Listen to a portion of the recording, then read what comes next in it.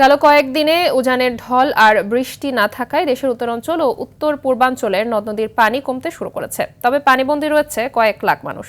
কয়েকটি নদীর পানি বিপদসীমার উপর দিয়ে প্রবাহিত হওয়ায় তলিয়ে আছে বসতবাড়ি, ভেঙে পড়েছে যোগাযোগ ব্যবস্থা। দুর্ভোগে লাখো মানুষ। প্রতিনিধিদের তথ্য ছবিতে ইমরুল কায়েসের রিপোর্ট।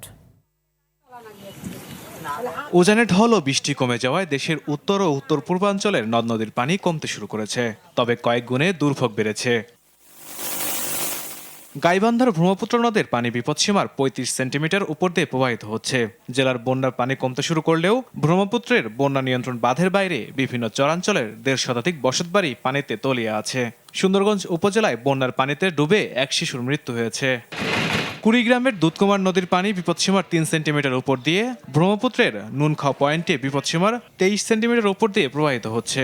এতে দুর্ভোগে লক্ষাধিক মানুষ, ক্ষতিগ্রস্ত ফসলের ক্ষেত, ঘর বাড়ি এবং সব পানির নিচে তলিয়ে গেছে। বাড়িতে ঘরে বেড়া না যায়, মানুষের খাওয়া পানি খুব কষ্ট হয়ে গেছে। যাতায়াত কষ্ট, পাটের আবাদ শেষ, বিছন হেমতি আবাদ কোনো বিছনও শেষ। পানির তো এতদিন বাড়া ছিল, বর্তমানে তো কমছি।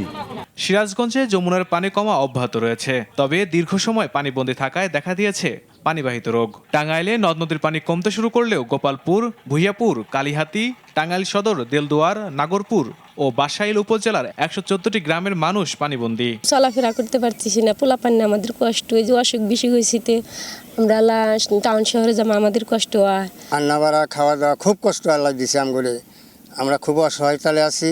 কোনো কিছু এ পর্যন্ত আমরা কোনো কিছু পাইনি, বন্যা জোরগুলোর অবস্থায়। এছাড়াও দেশের উত্তর পূর্বাঞ্চলের সিলেট, মৌলভীবাজার ও সুনামগঞ্জের বন্যার পানি কমতে শুরু করেছে। জেলাগুলোর নিম্নাঞ্চলের বসতবাড়ি, ফসলি জমি তলিয়ে আছে। চলাচলের রাস্তা ডুবে যাওয়ায় ব্যাহত হচ্ছে যোগাযোগ ব্যবস্থা। ইমরুল কায়েস, RTV।